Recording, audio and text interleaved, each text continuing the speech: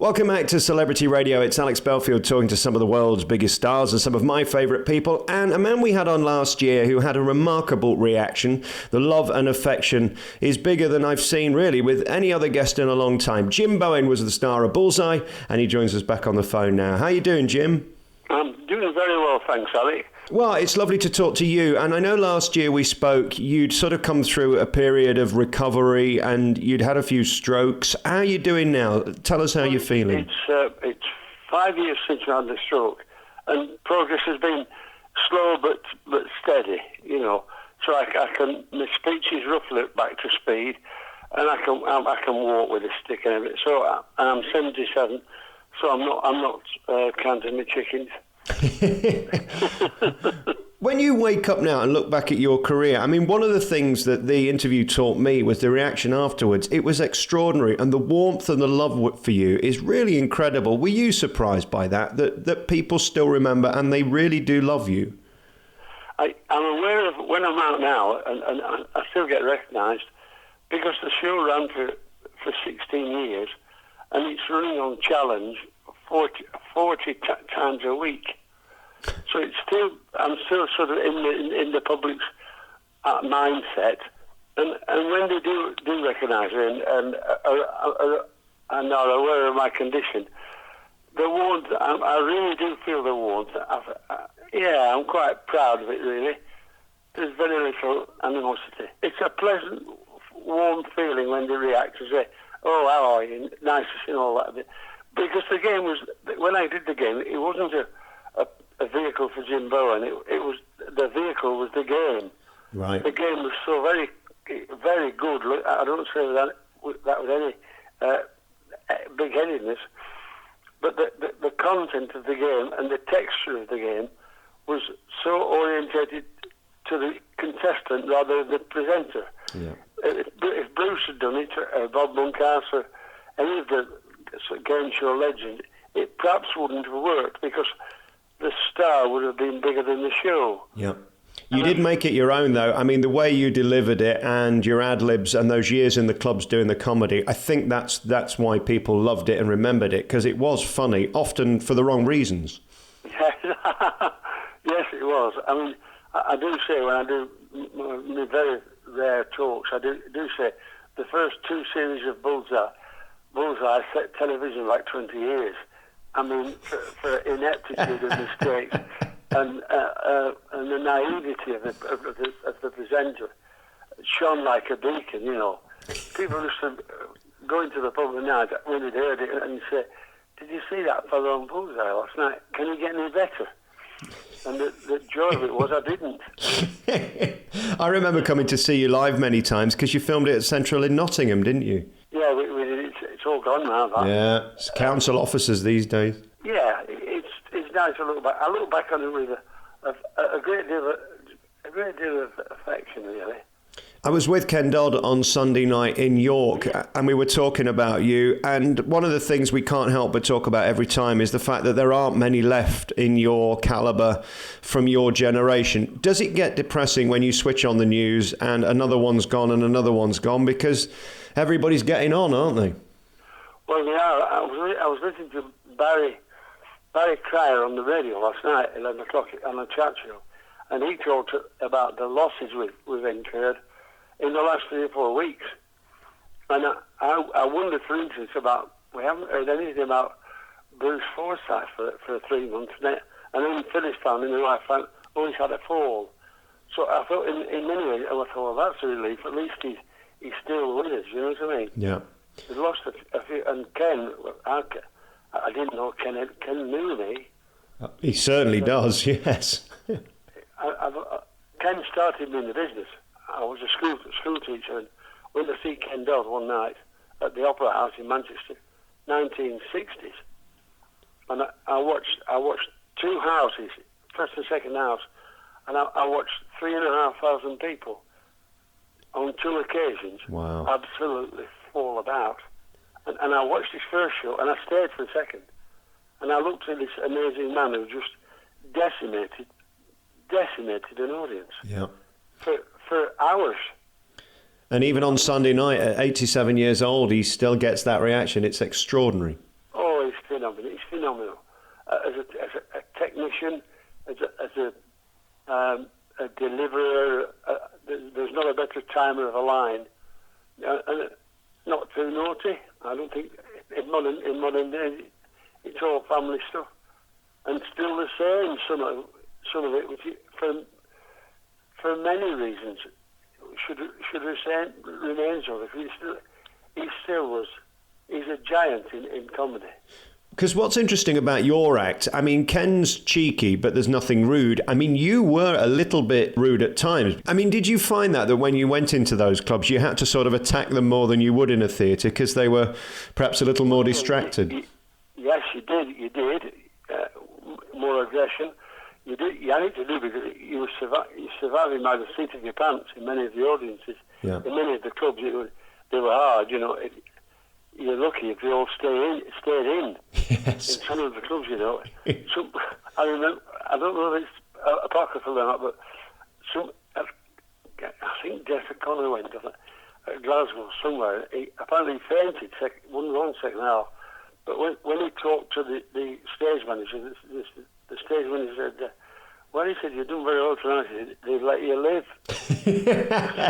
Which is an horrendous thought, isn't it? Yeah, it is. Yeah, terrifying. I don't know how you have the confidence to walk on sometimes. Well, I'm not sure I could now.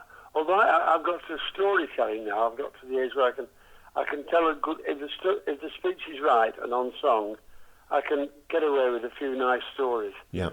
You know, but to do Kent stint twice nightly, I mean, it's just an endurance test beyond belief. Yeah, incredible. Do you think you'll ever go back on stage and do another show, or do you think you could do cruises where you can do those afternoon talks, or are you just happy being retired now? Well, it's difficult now because I walk with a stick and I couldn't get on the ship. I mean, I cruised for 15 years. I spent on the ships. Yeah. I did 13 years on the QE2 with a jazz band. And they were glorious times. I wouldn't want to go up and I wouldn't mind doing an afternoon in a church hall for 50 quid and just do a nice 45 minutes, no pressure, yeah. where I can talk to them, you know, rather than project to a big room. Just get them in a little enclave and just tell them stories about everything, life at sea, the comedians. Talk about Ken Dodd, talk about some of the acts of our day, because we are now definitely in the out tray. Yeah. We're not in it, but we're near the edge of the desk.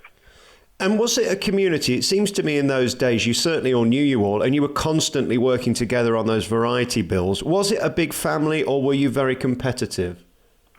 I think you've got to be intuitively competitive to do the job. You've got to be a pusher. And you've got to be confident, and you've got to have enough material. And having said all that, you can still be good mates, incredible friends of the people on the same bill. So it was a very affectionate sort of competitiveness. It was warm. It wasn't aggressive, unpleasant. Right. Do you find the comedians today funny? Is Sarah Millican hysterical? Does Jimmy Carr make you laugh? Next question. Yeah.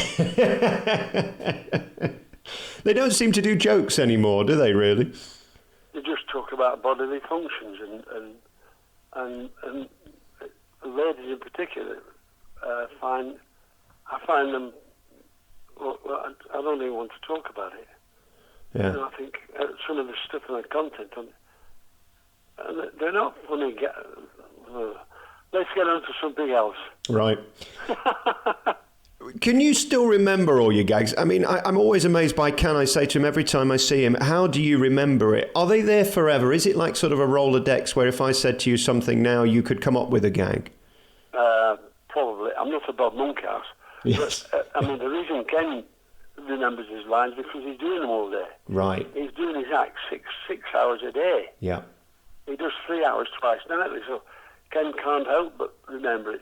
And some of his lines are still exactly the same as they were in the 60s. Yeah. I mean, verbatim. And they're still funny. Yeah. Because the man is just a great technician. And then, of course, your life now, as you told us last time, is about family and the grandkids and things like that. Is that the biggest achievement of your life when you sit there at Christmas and you're surrounded by love? Yeah, the biggest thing, the best thing that ever happened to me, without which I would not be around, is Phyllis, my wife, who's been absolutely immeasurably valuable. And the grandchildren, two fine young boys, they're quality, they're nice. But life without Phyllis and the family would be disastrous. How many years have you been married now? 59. Wow. Next year a big party? Do you know, funny you should say that, we're doing one on my birthday this year, on the 23rd of August. My birthday's on the 20th of August, and I thought we'd have a few friends up just for lunch one day. Yeah. And Phyllis has decided she's going to leave it another year, and we'll do it a 60-year anniversary and 80 years of age. Wow. And we'll do one when it's dark. We'll do one at night. We'll do a little rehearsal we'll do this year. How fantastic. And anyway, it is, isn't it? That's good luck, immeasurable. Yeah. That's unquantifiable good luck. It's so fortunate, and it's about being in the right place at the right time, you know, which is the title of the biog. Yeah. It's 90% luck, you know, and where did you meet her? I was trained to be a teacher Right. at Chester College, and she was at St Catherine's College, Liverpool, and we met at a college dance. Wow. And it's been well. I mean, how do you measure that in terms of quality of life and length of life? And the amount of memories. I mean, it's impossible to remember them all. And very few unpleasurable ones. Yeah. And I guess it puts into perspective the business. If your entire life is surrounded about success and fame, you're going to fall down very quickly, aren't you? I think so, and I think it's easy for it to happen to you. You can easily believe in your own situation, and perhaps sometimes it's a misguided belief. Yeah. It's a misguided belief. You're not perhaps quite as big as you think you are. That's right. So too much ego food is not necessarily a good thing. Can you remember how many bullseyes you did in total? Exactly. Go on. 326. Wow. Can you remember details of nearly all of them, or when you watch them back, is it like you watching a new programme? Yeah. Oh, yeah. The content's still the same, but the characters and the dialogue is different every time. Because I was speaking to somebody I didn't know, so every time it was I was an horrendous presenter to start with, because I didn't know how to interview people. Right. Bob Monkhouse was brilliant with me. He said, you never give them a chance to answer a question. If I'm say interviewing you, Max, let's say just an interview, and I start to talk to her, I say, oh, so you're Tommy Wilson, and you're a plumber, and he says yes. And then I said, and you come from Birmingham, and he said yes. I said, and you've got a wife and two children, and he says yes. What I should be saying is, what do you do for a living? Where are you from? How many children have you got? Right. You know, I was giving him a chance to answer the question, very much like you are generously doing with me now. Right. You know, it's about awareness again. And I got hold of it. Bob gave me a good talking to one day. He said, just ask them the question. And don't worry, if there's a gap before they answer, we can always cut the tape. Yeah. You know what I mean? And you don't know, probably that you were just a joy to talk to. Well, I'm fascinated, and I think that's the thing. If you genuinely love and interested in people, it's much easier, isn't it? Oh, yes, I think that's true. That shows. That inevitably shows. And they're never going to give her the best. Yeah. I know one of the things that you did so well after Bullseye was radio. You were on BBC Local Radio for a while, and you did that. Did you love radio? Because it is a great medium where we can sit now. I'm sat in my kitchen, and you're sat up there in Lancashire doing your thing. It's a great medium to communicate, isn't it? Oh, yeah, marvellous.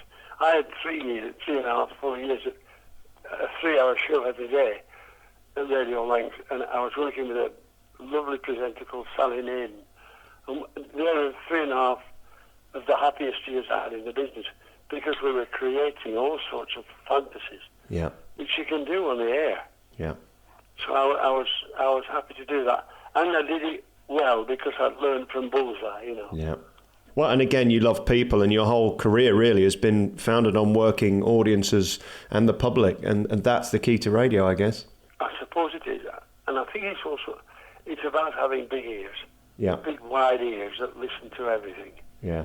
Yeah. You know, and you're not the taker of the product, you're the giver. Yeah. Absolutely.